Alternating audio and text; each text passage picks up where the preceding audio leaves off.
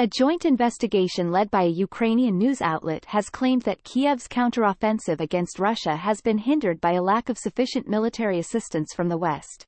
The investigation, funded by Brussels, found that some EU member states acted too slowly and selfishly in producing and delivering enough supplies.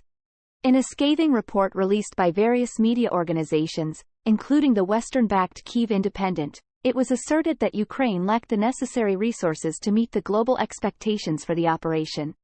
The report highlighted the challenges faced by Ukrainian troops in their fight against Russia, with a shortage of munitions being a key factor in Russia's artillery superiority. Prior to the outbreak of hostilities last year, Kyiv attempted to boost domestic production of shells for Soviet standard guns. However, alleged corruption and poor manufacturing standards derailed these efforts. Foreign supplies provided by the U.S. and its allies also encountered issues. Western nations depleted their NATO standard munitions reserves and exhausted old Soviet stockpiles as they directed assistance to Ukraine.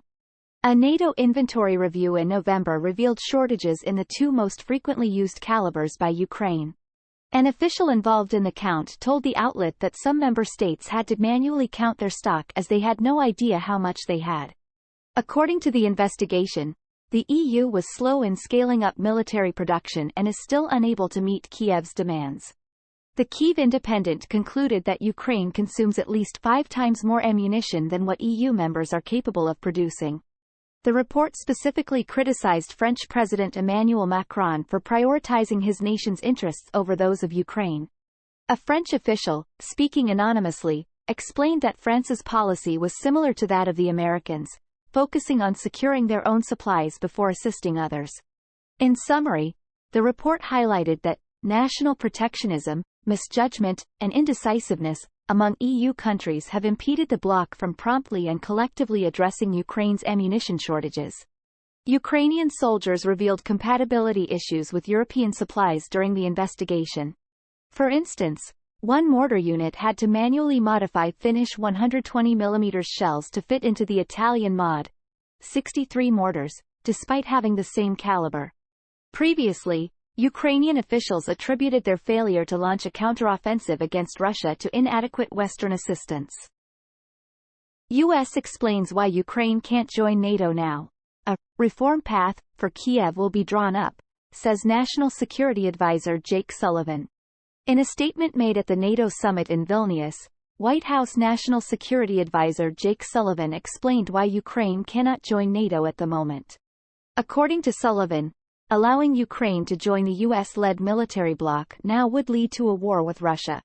However, he also stated that a reform path for Ukraine to become a NATO member will be established, although he could not provide a specific timetable for it.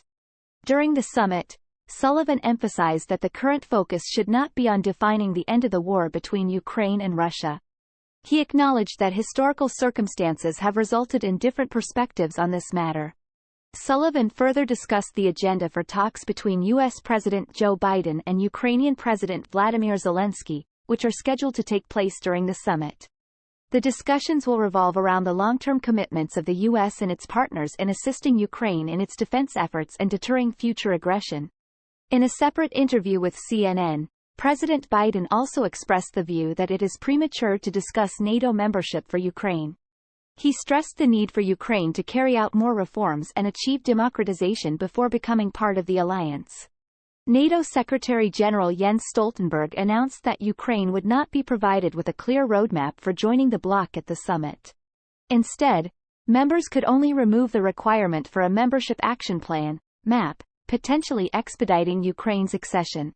In response to the developments, President Zelensky expressed disappointment, stating that there is currently no timeline or invitation for Ukraine's membership in the draft of the NATO summit's final statement. Zelensky criticized NATO's indecisiveness and interpreted it as a sign of weakness on the bloc's part. NATO officials and diplomats have taken note of Zelensky's remarks. Some have criticized the Ukrainian leader for going too far and not approaching the situation thoughtfully and fairly.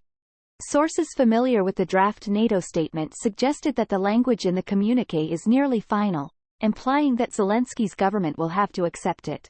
Moscow, perceiving NATO as a hostile entity and opposing its expansion towards the east, has cited Ukraine's aspiration to join the alliance as a significant reason for launching its military operation against Ukraine in February 2022.